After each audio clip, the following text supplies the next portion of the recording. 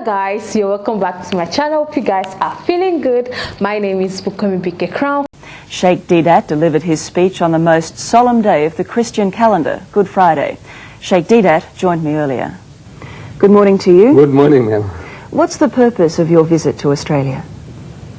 My purpose is to educate my people as well as the Christians in this country in regards to our relationship with Christianity. Because Islam is the only non-Christian faith which makes it an article of faith for its followers to believe in Jesus. No Muslim is a Muslim if he does not believe in Jesus. See, the bulk of mankind, the non-Muslims, they do not know that in this holy book of ours, the Holy Quran, is enshrined Jesus Christ. That in this vast volume, Muhammad, the so-called author of this book, the Quran, he is mentioned far less time than Jesus Christ. Jesus Christ in this book is mentioned 500% more times than Muhammad.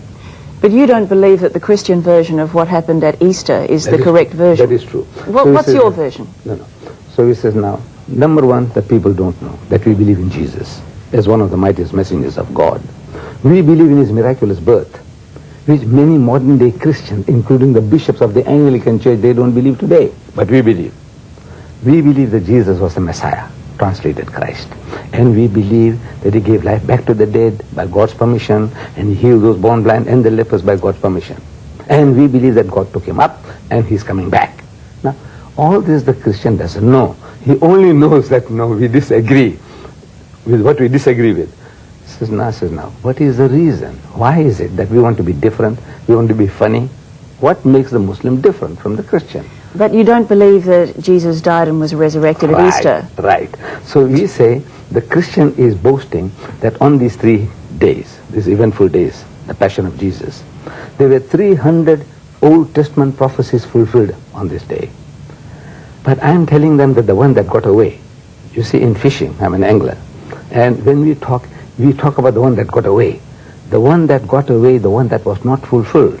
Now, I am here to educate people about the one that got away. And you will upset Christians, though, won't you? You must, I suppose, concede that. My motive is to educate. But can I put to you, if we could just concentrate on this one particular issue at the moment, yes. Can I put to you that it will be considered insensitive by many Christians that you have chosen Easter to come and deliver this message? No. I have no plans whatsoever. Some months ago, they were asking me for a blank slot that I have in my programs. So it's a coincidence that it's Easter. It is unbelievable. My very first major lecture happens to be on Good Friday. Extraordinarily unbelievable. It's extraordinary. But coincidences do happen. But now, to me, this is the most appropriate subject for the day. Let's say on Christmas Eve, on Christmas Day, the birth of Jesus, we are supposed to celebrate. I'm talking about the passion of Jesus. What happened to him and how he died, and then they beat him up. No, doesn't make sense. Doesn't make sense. When you talk about Easter at Christmas time, it doesn't make sense. You talk about Easter time. All right, well, let's say at Ramadan, the Pope goes to Tehran and says, you've got it all wrong. Right, okay, come. Well, how would he be received? His Pope, His Holiness, yes. Just coincident that you mentioned his name. He has just written a book called Crossing the Threshold of Hope. It had become the world's bestseller in 12 countries immediately on publication. In this, he says, we must have a dialogue with the Muslims. So, suppose it's a coincidence that Ramadan is the occasion when he happens to be in Tehran and we are having a dialogue. He says, now look, you people, man, you're killing yourself. Who the Pope will reason with us. He said, you Muslims, you pray 5 times a day. Every day of the year. Then, that whole month of Ramadan, you're going to go through hunger and thirst. Because from before sunrise to sunset, the Muslim, no eating, no drinking, no sniffing, no smoking. So what kind of life are you people leading? Is your God hungry for that? Is your God hungry for your prayers? Is he hungry for your fasting? He says no. Now he has a right. He has a right to say, look, there is an easy way. Can I ask you this? Are you expecting trouble on your visit to Australia? Because I notice you have 2 bodyguards in the studio here. This is the first time in my life. I don't know Australia. This is a rough country, or like the old cowboy days. I don't know. The cowboys and cooks we see in films. I thought maybe this vast continent. Please forgive me. Please forgive me. Australia has enshrined in its democracy freedom of speech, Sheikh. I don't think that... I know. I experience it very much. I appreciate it very much. But you don't know, man, you don't know what's going on. Like when I go to America, the West, I don't know. There's the cowboys and cooks are still around, with the guns ready for blazing away. Can I ask you this? Why do you believe that we must all worship the same God? I mean, we don't all eat the same food. We don't all speak the same language. Why must we all worship the same God? Why isn't there room for us all to differ? No. We must tolerate each other's points of view, differences. But everybody is aiming to get a consensus. Everybody. The Christian wants the whole world to be Christianized. True or false? Look at the present moment. There are 35,000 crusaders occupied in Africa, raising the dust. Not priests, ministers of the church, but crusaders from America. They want to change the continent. They want to make Africa a Christian continent.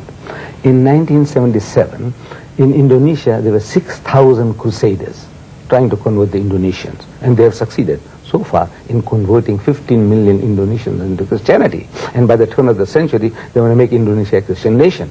Now, this is an aim, a noble aim from the Christian point of view. Similarly now, since Christianity is a missionary religion, Islam also is a missionary religion.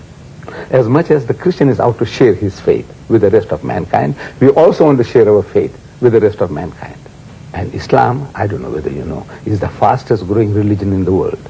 In the West, in Britain, there are more Muslims than Methodists. All right. I still think there'd be plenty of people who'd question your timing, but thank you for your time this morning. Pleasure. A controversial South African Muslim missionary visiting Australia has found reason to thank his critics. Sheikh Ahmad Deedat says those who've criticized the timing of his first Australian lecture have done him an enormous favor. One opponent, the head of the Wesley Mission, says an anticipated attack on Christianity on Good Friday is scandalous. As he embarks on his first Australian tour, Sheikh Ahmed Deedat says he hopes to educate Muslims about Christianity and Christians about Islam. This Good Friday, what they're talking about, these things didn't happen. And my proof is from the Bible itself. The timing of the first public rally on Good Friday at Sydney's Town Hall has created a storm. Can you imagine if Christians hired the Sydney Town Hall to deny that Muhammad was a prophet, to attack the Quran and to disbase Islamic faith in the middle of Ramadan? What would happen? I'll tell you what, I would have to join Salman Rushdie. Tour organisers say they hope Reverend Moyes will meet the Sheikh to discuss the differences between the two religions. But we are not attacking, we just want to explain. Whether you believe or do not, it is up to you. The Sheikh believes Reverend Moyes has done him a great favour. Look, if he had ignored me, your newspapers and your radios and your TVs would have never known that Deedat had come and gone. The New South Wales Ecumenical Council declined to comment on this sensitive matter, saying it does not want to inflame the relationship between Christians and Muslims, particularly at this holy time. While the Australian Federation of Islamic Councils welcomes Sheikh Ahmed Deedat's visit, but are disappointed that it clashes with their annual Congress. Plans for a Muslim lecture to be held at the Sydney Town Hall on Good Friday have sparked a religious row. South African Muslim leader Sheikh Ahmed Deedat has offered Christian church leaders the chance to join the theological debate, but they've rejected it because the event coincides with one of the holiest days in the Christian calendar. 78-year-old Sheikh Ahmed Deedat has taken on religious leaders throughout the world, arguing the teachings of Islam with evangelists like Jimmy Swaggart. We are not taking exception to that because you are not used to our names. But it's the timing of his Easter visit that's upset Christian church leaders. The Sheikh has made a booking on Good Friday at no less a venue than the Sydney Town Hall to argue the Islamic view that Jesus was a prophet but not the Son of God. It's out of love and respect that the Christian says Jesus is God.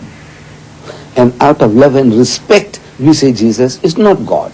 But the head of Wesley Mission claims the Sheikh is being insensitive. He is due to speak on Good Friday, the most holy day in the Christian calendar. That is a very offensive approach to Christians. Mr. Deedat admits the two faiths have fundamental differences, but believes public debate will lead to greater tolerance. All right, guys, like we all listened to it on on the video, so I'm going to pick one or two things that Ahmedida said about Easter.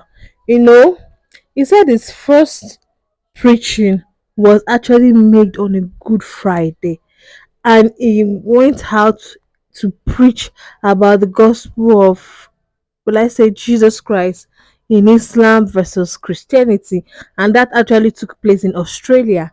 I think in his 70s, that's when he started going all around the countries to preach, to talk about Islam, why Jesus is not God. It was one that first came with that statement, or with the topic on, Jesus. He was one of the one that first came about, one of the Muslim scholar that first came about to discuss it, letting us understand why Jesus is not God and why Jesus is just a Messiah. And he also does not believe that Jesus died on the cross. They believe that he was, taken to heaven, but he never died on the cross. And Easter is all about the resurrection of our Lord Jesus Christ. So that's why Muslims do not believe in Easter at all. So they had an interview with him on TV. This happened many years ago. This is an old video per se, but I just want to on this is why I'm bringing this on my channel, on the channel, is it because I want people to learn why Muslims do not believe in Easter, and I want us to know the origin of Easter in Muslim perspective. So they do not believe in Easter. It came to explain why they do not believe in Easter, why they do not believe that Jesus died on the cross, and also said that one thing in that the most funniest thing is that he even had his first sermon on Good Friday, and we're in the season of Easter per se. 2025 this year, we're in the season of Easter. So I just love how he was able to speak his mind. I love his boldness. I love that he stood his ground. He stood by what he believed in. And I love the interviewer.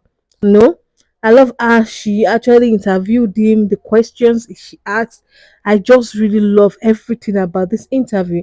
And I also, the later part of the video in which they had issue with Ahmedidad because he came to Australia to start talking about Islam. Let him know. It's as if she is trying to, you know, change people's mind about Christianity. I think that's the reason why they had issue with him that period.